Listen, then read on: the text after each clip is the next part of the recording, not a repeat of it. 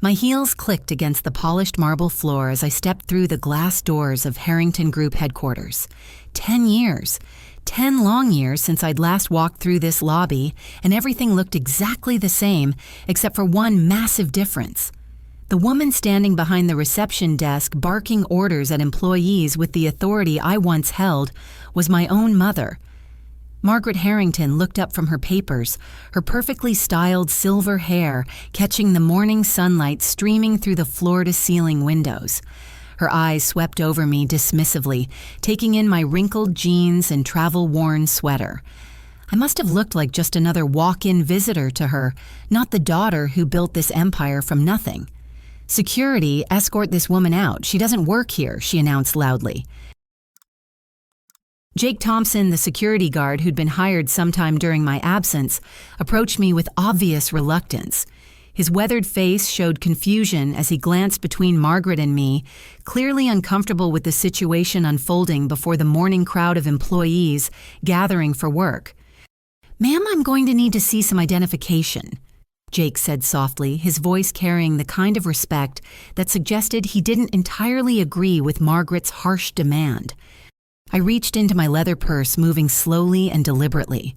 The weight of the moment pressed down on me like a heavy blanket. This was my building, my company, my legacy, and my own mother was treating me like a trespasser. I pulled out my wallet and handed Jake my driver's license along with my corporate identification card. Margaret snatched the documents from Jake's hands before he could examine them properly. Her manicured fingers trembled slightly as she studied the plastic cards, her face cycling through emotions I couldn't quite identify. Shock, recognition, terror, and then something darker. "This is impossible," she whispered, her voice barely audible above the growing murmur of curious employees. Then louder, almost hysterical, "This is impossible. These documents are fake. My daughter died 3 years ago in a car accident in Switzerland. I have the death certificate. I attended her funeral." The lobby fell silent except for the hum of the air conditioning system. 20 or 30 employees had gathered now, their morning coffee growing cold in their hands as they witnessed this bizarre scene. Several had their phones out, undoubtedly recording what they thought was some kind of corporate drama. "That's not true, Mother," I said, keeping my voice steady despite the earthquake happening inside my chest. "I've been in Tokyo for the past 6 months building our international division. Before that, I was in London, then Singapore. I sent quarterly reports to the board."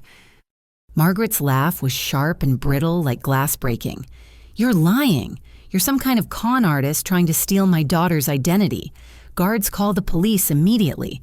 This woman is attempting fraud, identity theft, maybe even blackmail." Jake looked down at the identification again, then up at me, then at the brass nameplate on the wall that read, "Harrington Group, founded 1998. His eyes widened as understanding dawned. "Ma'am," he said to Margaret, "the name on this license is Elizabeth Harrington, and this corporate ID shows she's listed as President and Chief Executive Officer. I told you to check the name on the building," I said quietly, watching my mother's face drain of color. "Betsy Harrington. I founded this company when I was 22 years old with a $10,000 loan from Dad's life insurance policy. You were there when I signed the incorporation papers." Margaret stumbled backward, catching herself against the marble reception desk. The gathered employees began whispering more urgently, phones still recording, capturing every moment of what was clearly becoming a family crisis playing out in public. "No," Margaret said, shaking her head violently. "No, no, no, my daughter is dead. I have proof. I have documentation. This woman is an imposter and I want her arrested immediately." But as she spoke, I could see something else in her eyes beyond confusion or grief. There was calculation there, a cold intelligence working behind the panic. This wasn't just a case of mistaken identity or a mother's traumatic inability to accept her daughter's return. Something much darker was happening here. The crowd of employees pressed closer, and I recognized several faces from my years of building this company. There was Sandra from accounting, who I'd hired fresh out of college, Mark from human resources, who'd helped us navigate our first major expansion. They all looked confused, uncertain, caught between their current boss and someone claiming to be their original founder. Mrs. Harrington. Sandra finally spoke up, her voice tentative. "You told us Betsy died in that accident. We had a memorial service. You showed us newspaper clippings." Margaret spun toward Sandra with fury blazing in her eyes. "How dare you question me? I am the CEO of this company. I've been running this business for 3 years since my daughter's tragic death. This woman is clearly a criminal, trying to exploit our grief for financial gain." But Jake was studying my identification more carefully now, and his expression suggested he was beginning to believe me. He pulled out his phone and began typing, probably looking up corporate records or news articles about the company's founding. "Ma'am," he said to Margaret, "I think we need to call someone from corporate to verify this situation. Maybe the legal department or human resources can help sort this out." "I am corporate." Margaret screamed, her composure completely shattered now. "I'm the chief executive officer, and I'm telling you to remove this fraud from my building immediately." The irony wasn't lost on me. 3 years ago, when I'd left for Europe to expand our operations internationally, I'd temporarily transferred operational authority to Margaret, thinking she'd simply maintain things until my return. I'd never imagined she would use my absence to completely rewrite history. Looking around at the confused, frightened faces of my employees, I realized this was going to be far more complicated than simply proving my identity. Something fundamental had changed during my absence, and my mother's reaction suggested it wasn't just a case of emotional trauma or memory issues. This was something much more deliberate, much more calculated, and potentially much more dangerous. Before the situation could escalate further, the elevator doors opened with a soft chime, and Patricia Mills stepped into the lobby. Patricia had been my father's assistant for 15 years before his death, and she'd stayed on to help me during the early years of building the company. She was one of the few people I'd trusted completely, and seeing her familiar face felt like finding solid ground in the middle of an earthquake. Patricia's eyes met mine across the crowded lobby, and I watched recognition flood her features. Unlike my mother's shocked denial, Patricia's reaction was pure relief, mixed with something that looked like vindication. "Oh my God," she breathed, pushing through the crowd toward me. "Betsy, you're really here. You're really alive." "Patricia." Margaret's voice cut through the air like a whip. "Get back upstairs immediately. This doesn't concern you." But Patricia ignored her completely, something I'd never seen her do in all the years I'd known her. She reached into the leather portfolio she always carried and pulled out a thick manila folder. "Actually, Margaret, this concerns me more than anyone," Patricia said, her usually soft voice carrying an edge I'd never heard before. "I've been waiting 3 years for this moment." She opened the folder and began spreading documents across the marble reception desk. Financial statements, bank records, property transfers, and what looked like legal documents covered the surface. "Ladies and gentlemen," Patricia announced to the gathered crowd, "let me tell you what's really been happening at Harrington Group since Betsy left for Europe." Margaret lunged forward, trying to gather up the papers. "Patricia, you're fired security escort this woman from the building as well. She's clearly conspiring with this imposter." But Patricia held her ground, protecting the documents with her body. "These papers show that Margaret has been systematically embezzling funds from the company for the past 2 years. She's sold off assets, liquidated investments, and transferred money to offshore accounts." The crowd pressed closer, trying to see the documents. I moved forward as well, my heart pounding as Patricia continued her revelation. She sold the original office building downtown for $3.2 million and told everyone the company needed to downsize. She liquidated the employee pension fund and claimed it was necessary due to market volatility. She's been taking out loans against company assets and depositing the money into personal accounts. "That's completely false," Margaret shrieked. Patricia has clearly lost her mind with grief over my daughter's death. She's fabricating evidence to support this woman's fraudulent claims." But Patricia wasn't finished. She pulled out a stack of photographs and spread them across the desk alongside the financial documents. These photos show Margaret removing items from Betsy's office and apartment after she claimed Betsy had died. Furniture, artwork, personal belongings, everything. She sold Betsy's vintage car collection, her jewelry, even her childhood photos and mementos. I stared at the photographs in horror. There was my mother loading my father's antique desk into a moving truck. Another photo showed her directing workers as they carried out my grandmother's china cabinet, the one that had been promised to me since I was a child. She sold the family home in Connecticut. Patricia continued relentlessly. The house where Betsy grew up, where she and her father spent countless hours planning this company. Margaret claimed it was too painful to keep, but she pocketed the entire $2.8 million sale price. The employees around us had gone completely silent, absorbing the magnitude of what Patricia was revealing. These weren't just financial crimes, they were acts of profound personal betrayal.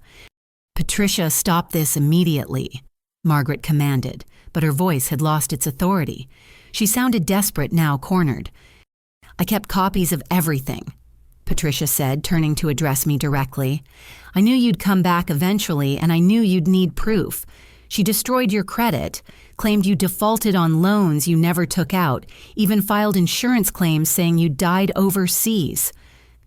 I picked up one of the bank statements, scanning the numbers with growing disbelief. In 3 years, my mother had systematically dismantled everything I'd built, stolen everything I'd owned, and apparently convinced everyone I was dead to cover her tracks. "Why?" I whispered, looking up at Margaret. "Why would you do this?" Margaret's facade finally cracked completely. The mask of grieving mother fell away, revealing something cold and calculating underneath. "Because I never wanted any of this," she screamed. "I never wanted a daughter who was smarter than me, more successful than me, who inherited your father's talent for business while I got nothing. I spent 30 years living in the shadow of you and your father, watching you build an empire, while I arranged social functions and planned charity events." The raw honesty of her confession hit the lobby like a physical force. Employees stepped back, shocked by the venom in her voice. "I was supposed to inherit everything when your father died." Margaret continued, her voice rising to near hysteria. "But he left it all to you, a 22-year-old girl who thought she could conquer the world. Well, I showed you, didn't I? I took it all. Every last penny, every asset, every memory." Patricia was recording everything on her phone now, capturing Margaret's complete breakdown and confession. Around us, other employees were doing the same, documenting what would undoubtedly become one of the most dramatic corporate scandals in the city's history. "The memorial service was beautiful, by the way," Margaret added with a twisted smile. "Everyone cried for my poor dead daughter while I collected condolences and sympathy donations. I even kept the flowers until they rotted just to maintain the performance." Looking at my mother's face twisted with years of resentment and greed, I realized I was seeing her clearly for the first time in my life. This wasn't a woman overcome by grief or confused by trauma. This was someone who had systematically planned and executed the complete destruction of her own daughter's life and legacy. And judging by Patricia's careful documentation and the employees' horrified reactions, she might have succeeded if I hadn't decided to come home early from Tokyo. As Margaret's confession echoed through the marble lobby, the elevator chimed again, and David Chen stepped out, straightening his expensive tie and carrying a leather briefcase that probably cost more than most people's monthly salary. David had been the family's attorney for nearly a decade, handling everything from corporate contracts to estate planning. Seeing him arrive at this precise moment felt like another piece of a puzzle sliding into place. "Margaret, darling, I got your text about some kind of disturbance," David said, then stopped dead when he saw me standing in the center of the crowd. His briefcase slipped from his fingers and hit the marble floor with a loud thunk. "David," I said, confused by his reaction and the way he'd addressed my mother. "What are you doing here?" Margaret and David exchanged a look that spoke volumes, and suddenly several things that hadn't made sense began clicking into focus. The expensive jewelry Margaret was wearing, the way David had called her darling, the fact that he'd responded to her text like someone who was more than just a family attorney. "You two are together," I said, the realization hitting me like a physical blow. "You're having an affair." "It's not an affair," Margaret said defiantly, moving to stand beside David. "David and I have been married for 8 months. We had a beautiful ceremony in the Bahamas, followed by a honeymoon in Tuscany. I'm finally happy for the first time in decades." The crowd of employees gasped collectively. Patricia's mouth fell open, and even Jake, the security guard, looked stunned by this revelation. "Married," I repeated, struggling to process this information. "You married our family lawyer 8 months after claiming I was dead." David picked up his briefcase with shaking hands, clearly wishing he could disappear. "Betsy, I can explain everything. Your mother was devastated by your supposed death, and I was providing legal comfort during a difficult time." "Legal comfort," Patricia interjected sarcastically. "Is that what you call helping her forge death certificates and falsify insurance documents?" David's face went white. "I don't know what you're talking about." But Patricia was already pulling more papers from her seemingly endless folder. "I have copies of everything, David. The fraudulent death certificate you filed claiming Betsy died in a car accident in Geneva, the life insurance claims you helped Margaret submit, the probate documents declaring Betsy legally dead so Margaret could inherit her estate." She spread the documents across the reception desk like playing cards in a high-stakes poker game. The papers showed a level of planning and coordination that went far beyond simple embezzlement. This was a comprehensive conspiracy to erase my existence and steal my entire life. "You filed a death certificate," I asked David, my voice barely above a whisper. "You told the government I was dead." "It was Margaret's idea," David said quickly, throwing my mother under the bus without hesitation. "She was convinced you'd died overseas and the foreign authorities weren't properly reporting it. She just wanted closure." Margaret laughed bitterly. "Don't blame this on me, David. You're the one who suggested we could legally declare her dead after 2 years of absence. You said it would simplify the estate issues." "Both of you stop talking," Patricia said firmly. "Betsy, they didn't just file a death certificate. They submitted claims to 3 different life insurance companies totaling over $4 million. They liquidated your investment accounts, claiming spousal inheritance rights. They even tried to claim your intellectual property and patent holdings." I sank down into one of the lobby chairs, overwhelmed by the scope of the betrayal. These weren't crimes of passion or desperation. They were calculated, methodical, and designed to completely erase me from existence while profiting from my supposed death. "The marriage was part of it too," Patricia continued relentlessly. "David couldn't inherit anything as just the family lawyer, but as Margaret's husband, he gained access to everything she was stealing. They've been living off your money for months, traveling the world and buying luxury items, while your employees struggled with budget cuts and layoffs." Sandra from accounting spoke up from the crowd. "We've had 3 rounds of layoffs in the past year. Margaret said the company was struggling financially, and we all needed to make sacrifices." While she was buying a vacation home in Aspen and a yacht in Miami, Patricia added, pulling out more photographs. These were posted on David's social media accounts. Apparently, he's not very good at covering his tracks. The photos showed my mother and David living a lifestyle of luxury that would have been impossible on a lawyer's salary or a legitimate CEO's income. Private jets, 5-star resorts, designer clothes, and expensive jewelry filled the images. They weren't just stealing from me. They were flaunting their theft publicly. "You destroyed people's lives," I said, looking around at the employees who had lost jobs and benefits while my mother and her new husband lived in extravagance. "You fired loyal workers so you could fund your lifestyle with stolen money." "They were expendable," Margaret said coldly. "Dead weight that was dragging down profitability. David helped me identify who we could eliminate without affecting core operations. The casual cruelty of her statement sent a chill through the lobby. These weren't just financial crimes anymore. They were acts of deliberate cruelty against innocent people who had devoted years of their lives to building something meaningful. David was sweating now, clearly realizing that Patricia's documentation might be comprehensive enough to destroy both of them. He opened his briefcase and began shuffling through papers frantically. "Actually," he said, his voice taking on a desperate edge, "there's something else you all need to know. Margaret, I think we need to tell them about Sterling Industries." Margaret's face went ashen. "David, shut up, right now!" But it was too late. The name Sterling Industries had been spoken, and I could see in Patricia's face that this was yet another piece of a puzzle that was growing more horrifying by the minute. "What about Sterling Industries?" I demanded. David looked at Margaret, who was shaking her head violently, then back at me. "Your mother didn't just steal from the company," he said quietly. 3 weeks ago, she sold controlling interest to Sterling Industries, 51% of Harrington Group, for $28 million. The lobby erupted in shocked voices and angry questions. Sterling Industries was known throughout the business community as a corporate raider that bought struggling companies, stripped their assets, and left empty buildings and unemployed workers in their wake. "You sold my company." I whispered, the full magnitude of the betrayal finally becoming clear.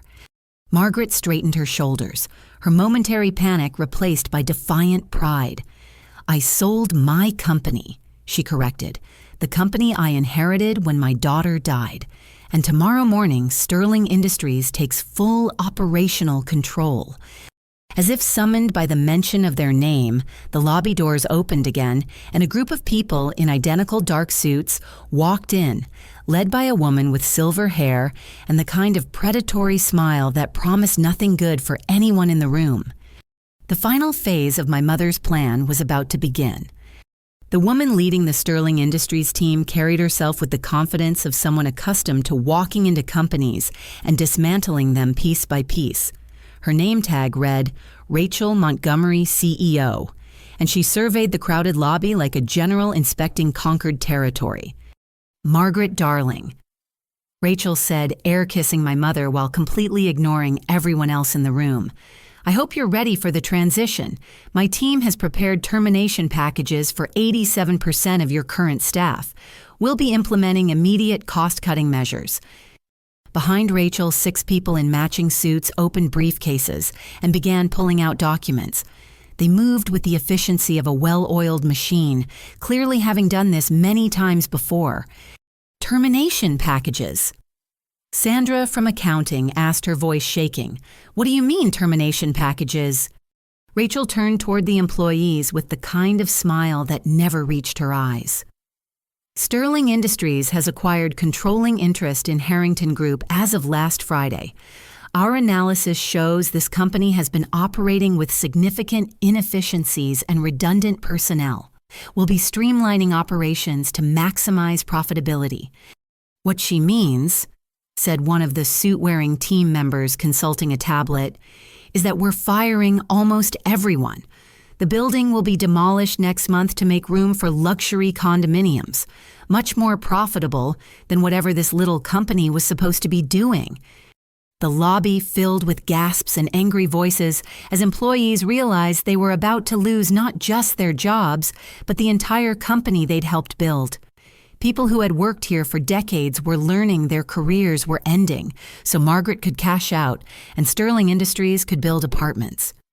"You can't do this," Mark from Human Resources said, stepping forward from the crowd. "We have contracts, employee protections, union agreements." Rachel's assistant, a young man with cold eyes and an expensive haircut, consulted his tablet again. "Actually, we can. Mrs. Margaret Chen, as the majority shareholder following her daughter's death, had full authority to sell the company. All existing contracts and agreements are void as of the acquisition date." "Mrs. Margaret Chen," I said, focusing on the name. "You took his last name." Margaret smiled triumphantly. David and I are partners in every sense of the word. He's been instrumental in arranging this sale and ensuring all legal requirements were met. I looked around at the faces of my employees, people who had trusted me enough to build their careers around the company I'd created. Sandra had started as an intern and worked her way up to senior accountant. Mark had left a corporate job to join us because he believed in our mission.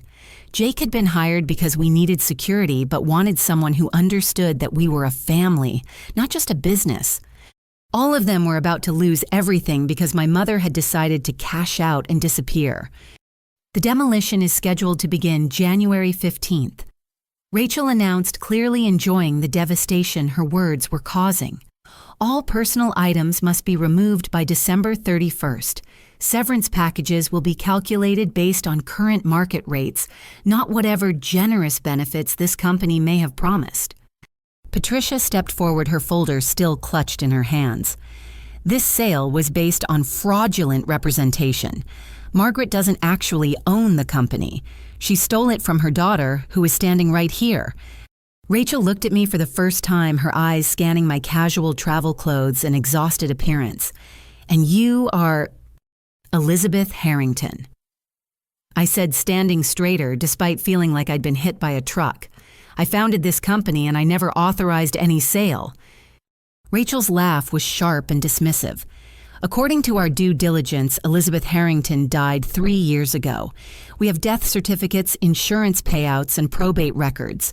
Margaret Chen is the sole surviving heir and legitimate owner. She gestured to her assistant, who produced a thick folder of documents. Everything has been properly verified through legal channels. This acquisition is completely legitimate and binding. David Chen had been standing silently during this exchange, but now he moved closer to Rachel and her team. I can guarantee that all documentation is in perfect order. I handled the legal work personally. Of course you did, Patricia said bitterly, since you're the one who forged most of it. Rachel's smile faltered slightly, but she recovered quickly. I'm not interested in family drama or conspiracy theories. Sterling Industries has completed a legal acquisition of a profitable company, and we're proceeding with our planned renovations. Profitable, I said, incredulous. You just said you're firing 87% of the staff and demolishing the building. How is that profitable for anyone except you? The real estate value alone is worth $42 million. Rachel's assistant said, consulting his tablet. The condominiums we're building will generate approximately $120 million in sales revenue, much more efficient than whatever small business was operating here. I felt something snap inside me as I listened to them discuss destroying my life's work like it was nothing more than a real estate transaction. These people saw my company, my employees, and my legacy as obstacles to their profit margins. Margaret, I said, turning to face my mother directly. These people are going to destroy everything Dad and I built. Everyone who worked with us for years will lose their jobs. The building where we created something meaningful will be torn down for apartments. Is that really what you want? Margaret's response was cold and final. Your father is dead, and so were you until you showed up here today to ruin everything. David and I have already received our payment from Sterling Industries, $28 million, which we've earned after years of managing this company in your absence. Managing, Sandra said angrily. You fired half our staff and sold our equipment. You've been destroying this place, not managing it. Rachel clapped her hands together sharply, cutting off the argument. Enough. Sterling Industries takes possession of this facility at 9 a.m. tomorrow. Security will escort all non-essential personnel from the building at that time. Anyone who interferes with our operations will be prosecuted for trespassing. She turned to Margaret and David. Your final payment will be transferred this afternoon once we complete the building inspection. Pleasure doing business with you. As Rachel and her team prepared to leave, I looked around at the faces of people who had trusted me, who had built their lives around something I'd created, and who were now losing everything because of my mother's greed and betrayal. But something Patricia had said earlier was nagging at me. She'd mentioned keeping copies of everything documenting Margaret's crimes, waiting for my return. If she'd been that thorough in preserving evidence, maybe there was more to her preparation than just financial records. "Patricia," I said quietly, "when you said you've been waiting 3 years for this moment, what exactly did you mean?" Patricia's expression shifted, and for the first time since this nightmare began, I saw something that looked like hope mixed with satisfaction. "I mean," she said, reaching for her phone, "that I've been in contact with some very interested federal agencies, and they should be arriving any minute." As if on cue, the lobby doors opened again, but this time it wasn't corporate raiders in expensive suits. It was FBI agents in blue windbreakers, and they looked like they meant business. Special Agent Sarah Collins entered the lobby with 5 other federal agents, their presence immediately shifting the entire atmosphere from corporate drama to criminal investigation. Agent Collins was a woman in her 40s, with graying hair and the kind of steady gaze that suggested she'd seen every type of financial crime imaginable. "Patricia Mills." Agent Collins asked, scanning the crowd until her eyes settled on Patricia. "That's me," Patricia replied, stepping forward with obvious relief. "Thank you for coming so quickly." Rachel Montgomery and her Sterling Industries team had frozen in place, clearly not expecting federal law enforcement to crash their corporate acquisition party. David Chen looked like he was considering making a run for the elevator, while Margaret stood perfectly still, as if she thought remaining motionless might make her invisible. "Ms. Mills has been working with our Financial Crimes Division for the past 6 months," Agent Collins announced to the room. "She contacted us when she discovered evidence of large-scale embezzlement fraud and identity theft." Agent Collins gestured to Patricia, who opened her folder once again. But this time, instead of just spreading documents on the reception desk, she pulled out what looked like a small recording device. "I've been wearing a wire for 3 months," Patricia said, her voice carrying a satisfaction that had been building for years. "Every conversation, every confession, every criminal plan has been recorded and transmitted directly to FBI servers." Margaret's face went completely white. "You've been spying on me." "I've been documenting your crimes," Patricia corrected. "And 30 minutes ago, you confessed to embezzlement fraud, falsifying death certificates, and conspiracy to commit identity theft.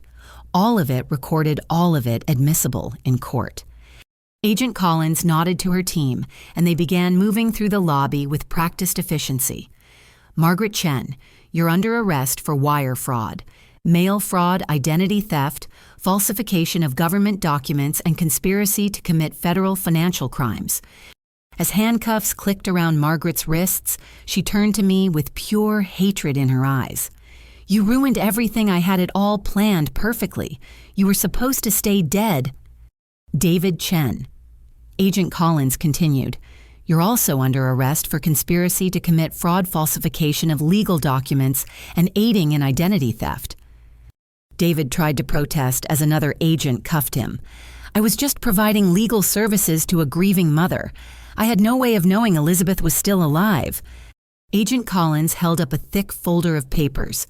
"Mr. Chen, we have copies of emails between you and Mrs. Chen discussing how to legally declare Elizabeth dead without proper documentation. We also have bank records showing you receive payments for falsifying death certificates and insurance claims." Patricia pulled out her phone and showed Agent Collins something on the screen. "I also recorded their conversation last week about fleeing to Switzerland if their plan was discovered. They have already transferred $12 million to offshore accounts in preparation." "Fleeing to Switzerland," I said, staring at my mother and the man who had been my family's trusted attorney. "You were planning to run away." "We earned that money," Margaret said defiantly, even as the FBI agent read her rights. "I spent 30 years putting up with your father's obsession with this company, and then another 10 years watching you turn it into your personal playground. I deserved compensation for my suffering." Agent Collins turned to Rachel Montgomery, who had been watching this unfold with growing alarm. "Ms. Montgomery, I need to inform you that Sterling Industries' acquisition of Harrington Group is void due to fraudulent representation. The sale was conducted by someone who had no legal right to sell the company." "That's impossible," Rachel protested. "We conducted full due diligence. All documents were verified through proper legal channels." Documents that were forged by David Chen. Agent Collins replied, "Your company purchased stolen property and you'll need to work with federal prosecutors to recover any funds already transferred." One of the other FBI agents approached Rachel's team. "Sterling Industries is also under investigation for knowingly participating in fraudulent transactions. Your due diligence files suggest you may have been aware that certain documents were questionable." Rachel's confident demeanor cracked completely. "We had no knowledge of any fraud. Our legal team verified everything through standard procedures." "Your legal team received anonymous tips about potential fraud 3 weeks ago," Agent Collins said, consulting her notes. "Internal emails show Sterling Industries chose to proceed with the acquisition, despite these warnings, hoping to complete the transaction before any investigation could interfere." I watched as Rachel's entire corporate raid fell apart in real time.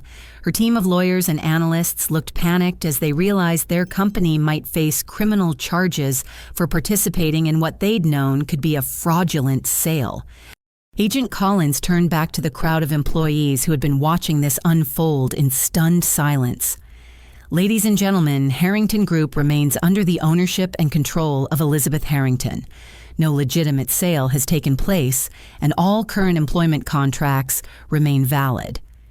The lobby erupted in cheers and applause as employees realized they weren't losing their jobs after all. Sandra was crying with relief, and Mark was shaking hands with anyone he could reach. But Agent Collins wasn't finished.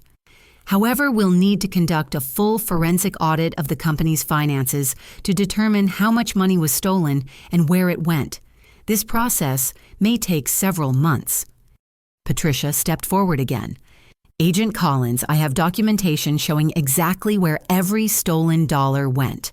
Bank records, purchase receipts, investment transfers, everything. I've been tracking it all for 3 years. 3 years? I asked, realizing there was still more to this story. "Patricia, how did you know to start documenting everything so early?" Patricia's expression grew sad. "Because your father asked me to watch out for Margaret if anything ever happened to him. He was worried about her resentment toward you and the company. He made me promise to protect you and the business he'd helped you build." The revelation hit me like a physical blow. My father had known even before his death that Margaret might try to destroy what we'd created together. He'd arranged for Patricia to be my guardian angel, watching and waiting for 3 years until the moment when she could expose the truth. "He loved you so much, Betsy," Patricia continued. "And he loved this company because it represented everything you were capable of achieving. He would have been heartbroken to see what Margaret tried to do." As Margaret and David were led away in handcuffs, my mother turned back one final time. "This isn't over," she called out. "You think you've won, but you have no idea what you've cost me. I'll destroy you for this, even from prison." Agent Collins paused at the lobby doors. "Mrs. Chen, given the scope of your crimes and the amount of money involved, you're looking at potentially 75 years in federal prison across multiple jurisdictions. I'd suggest you focus on cooperating with prosecutors rather than making threats." As the FBI agents escorted Margaret, David, and several Sterling Industries executives from the building, I found myself standing in the middle of my company's lobby, surrounded by employees who were looking at me with a mixture of relief, admiration, and expectation. I was home. I was vindicated. The criminals were arrested and my company was safe. But as I looked around at the damage that had been done over 3 years of systematic destruction, I realized that simply surviving this attack wasn't enough. It was time to rebuild and to make sure that nothing like this could ever happen again. 2 hours after the FBI finished their initial arrests, I found myself sitting in my old office on the 20th floor looking out at the city skyline I'd missed for 3 long years. Patricia had preserved everything exactly as I'd left it down to the family photo on my desk and the coffee mug my father had given me when I'd first started the company. Jake Thompson knocked on the doorframe and entered carrying a steaming cup of coffee and a warm smile. "Thought you might need this, Miss Harrington. It's been quite a morning." Thank you, Jake, I said, accepting the coffee gratefully. I'm sorry you got caught in the middle of all that drama on your shift. Jake sat down across from my desk, his weathered face serious.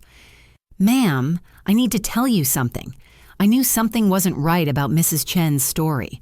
A mother doesn't talk about her dead daughter the way she did. There was no grief there, just anger. What do you mean? She used to rant about you when she thought nobody was listening, Jake explained. Complained about how you'd stolen her life, how you'd gotten everything handed to you while she got nothing. It didn't sound like someone mourning a child. It sounded like someone who was jealous and bitter. I sipped my coffee, thinking about the years of resentment that must have been building inside Margaret while I'd been focused on building the company and expanding internationally. There's something else, Jake continued. About 6 months ago, Mrs. Chen started asking me questions about the building's security systems, where the cameras were, how long we kept footage, who had access to the computer servers. At the time, I thought she was just being thorough about corporate security. But now you think she was planning something. I think she was figuring out how to steal company data without getting caught, Jake said. I kept copies of all our security footage from that time period. Patricia asked me to preserve everything just in case. Before I could respond, Patricia knocked and entered with Agent Collins and another FBI agent I hadn't met. Betsy. Patricia said Agent Collins has some updates about the investigation. Agent Collins sat down and opened a thick folder. Ms. Harrington, our preliminary analysis shows that Margaret and David Chen stole approximately $14.7 million from your company over a 3-year period. They also fraudulently claimed another $4.2 million in life insurance payments. Nearly $19 million. I said the number almost too large to comprehend. However, Agent Collins continued, we've been able to freeze most of their assets before they could transfer everything offshore. We should be able to recover approximately $16 million once the legal proceedings are complete. What about the $3 million they already spent? The second FBI agent, who introduced himself as Agent Martinez, consulted his tablet. Luxury vacations, expensive jewelry, a yacht, and 2 houses, all purchased with fraudulent funds, so all subject to asset forfeiture. We'll liquidate everything and return the money to your company. Patricia spread more documents across my desk. Betsy, there's something else you need to see. While you were in Tokyo, I wasn't just documenting Margaret's crimes domestically. I was also tracking your international business development. She showed me financial reports from our European and Asian operations, quarterly growth figures, and partnership agreements I'd negotiated over the past 3 years. Your international division generated $43 million in revenue last year, Patricia said with obvious pride. While Margaret was stealing millions and running the domestic operation into the ground, you were building a global empire. Agent Collins looked impressed. Ms. Harrington, you were running international operations while having no idea your mother was destroying your domestic business. I was sending quarterly reports to the board, I explained. I assumed everything was running smoothly here while I focused on expansion.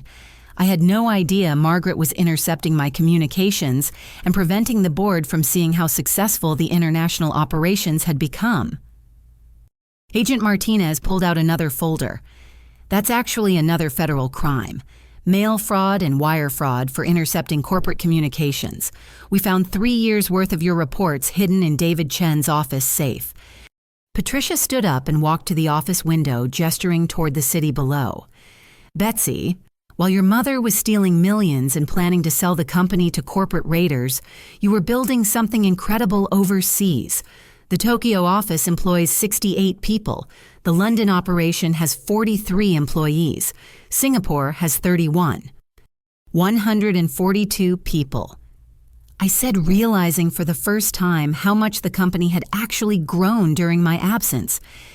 And they're all still employed, Patricia continued, because Margaret never had access to the international accounts or operations. Everything you built overseas is intact and profitable. Agent Collins closed her folder and stood up. Ms. Harrington, within 6 months our investigation will be complete, and you'll have full access to all recovered funds. Based on what we've found, your company is actually in much better financial shape than anyone realized. After the FBI agents left, I sat with Patricia and Jake trying to process everything that had happened. My mother's betrayal had been devastating, but it hadn't been successful. The international operations I'd spent 3 years building had not only survived her attacks, but had grown into something much larger than the original domestic company. Patricia, I said, I need to ask you something important. Would you consider becoming Chief Operating Officer? I can't think of anyone who's more qualified or more trustworthy. Patricia's eyes filled with tears. Betsy, I've been hoping you'd ask me that for 3 years. I turned to Jake. And Jake, I'd like to offer you the position of Head of Corporate Security. Someone who can spot trouble the way you did this morning is exactly what we need. Jake straightened in his chair. Ma'am, I'd be honored. As we began planning the company's recovery and expansion, my phone rang. The caller ID showed an international number I recognized immediately. Ms. Harrington. The voice belonged to Kenji Tanaka, my business partner in Tokyo. I saw news reports about some kind of incident at your headquarters. Is everything all right? Actually, Kenji, everything is better than all right, I said, looking around my restored office. But I think it's time for me to return to New York permanently and coordinate our global operations from here. That's wonderful news, Kenji replied. The entire Tokyo team has been hoping you'd come home and run everything from headquarters. We've been preparing a presentation about expansion opportunities in Southeast Asia. As I hung up the phone, I realized that my mother's attempt to destroy me had actually revealed something I hadn't fully understood before. I wasn't just the founder of a small American company anymore. I was the CEO of an international corporation with operations on 3 continents and nearly 200 employees worldwide. Margaret had tried to bury me, but instead she'd given me the motivation and opportunity to become something much more powerful than she'd ever imagined possible. Tomorrow, I would begin rebuilding not just my original company, but expanding it into something that could never be threatened by one person's greed or betrayal again. 6 months later, I stood in the completely renovated lobby of Harrington Group headquarters, watching our employees celebrate the most successful quarter in the company's history. The marble floors had been polished to a mirror shine. The walls featured photographs of our international offices, and a new bronze plaque near the entrance read, Harrington Group founded 1998, renewed 2025. Patricia approached me carrying a champagne glass and wearing the biggest smile I'd seen from her since my father was alive. As Chief Operating Officer, she'd coordinated the company's expansion with the efficiency and dedication that had saved my entire business. The final numbers are in, she announced. $67 million in revenue this quarter. We've officially tripled our pre-crisis size, and we're on track to become one of the fastest-growing international consulting firms in the country. Jake Thompson, now head of corporate security, joined us near the window overlooking the city. His security team had grown from 1 person to 12, and he'd implemented systems that would prevent anyone from ever again stealing from the company without immediate detection. Any word on the sentencing hearing? Jake asked. Margaret received 25 years in federal prison. I said, still finding it difficult to believe I was talking about my own mother. David got 15 years and lost his law license permanently. They'll both be in their 70s before they're eligible for parole. Patricia sipped her champagne thoughtfully. And Sterling Industries. Rachel Montgomery's company was fined $50 million and barred from federal contracting for 10 years, I replied. 3 of their executives were convicted of conspiracy to commit fraud. Apparently, they'd been running similar schemes with other companies for years. The 3 of us stood quietly for a moment, watching the celebration happening around us. Sandra from accounting had been promoted to chief financial officer and was laughing with Mark, who now ran a human resources department of 26 people. Every employee who'd been fired during Margaret's reign of terror had been rehired with back pay and promotions. Betsy, Patricia said softly, There's something I've been wanting to tell you for months." "What's that?" "Your father would be incredibly proud of what you've accomplished. Not just the business success, but how you handled the crisis. You could have been bitter and angry, but instead, you turned it into an opportunity to build something even better." I felt tears forming in my eyes as I thought about my father and the legacy he'd left me. He knew, didn't he? He knew Margaret might try something like this. "He hoped he was wrong," Patricia replied. "But he loved you enough to make sure you'd be protected if his fears came true. That's what real parents do. They protect their children and help them succeed even when they're gone." Jake raised his champagne glass to second chances and new beginnings. "To loyalty and friendship," Patricia added. "To justice and redemption," I concluded. As we toasted, I looked around at the bustling headquarters of a company that had survived betrayal theft and attempted destruction only to emerge stronger and more successful than ever. The international offices in Tokyo, London, and Singapore were thriving. We'd opened new locations in Frankfurt and São Paulo.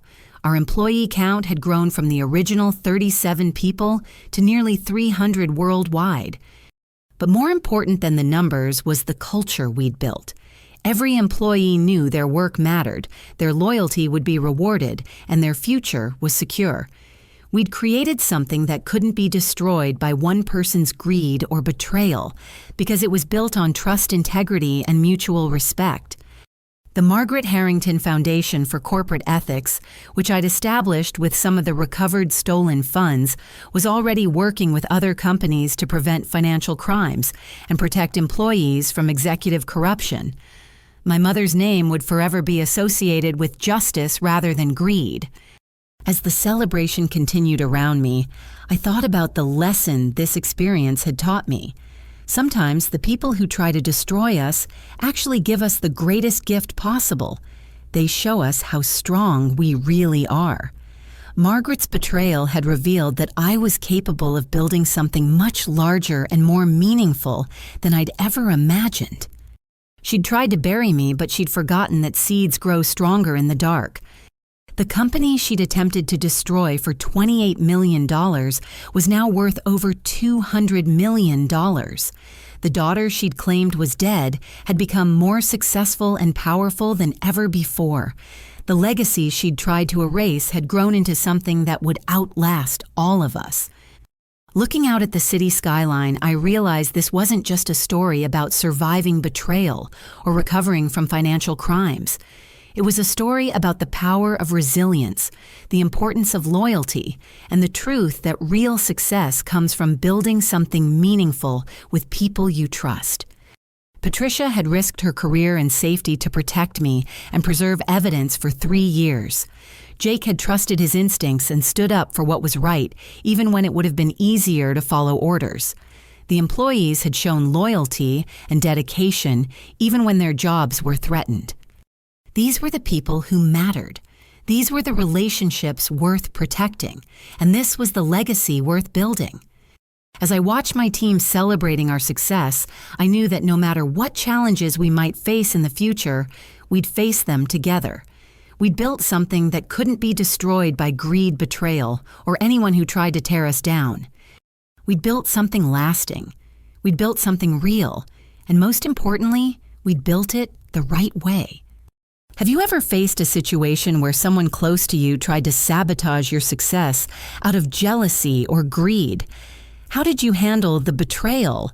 And what did you learn about the difference between people who support your dreams and those who try to destroy them? I'd love to hear your thoughts and experiences in the comments below. If this story resonated with you, please like this video and subscribe to hear more stories about overcoming betrayal and finding strength in unexpected places. Share this with someone who needs to be reminded that they're stronger than any challenge they're facing. Thank you for listening to my story, and remember, sometimes the people who try to bury us don't realize they're actually planting seeds that will grow into something much more beautiful than they ever imagined. Keep growing, keep building, and never let anyone convince you that their limitations define your potential.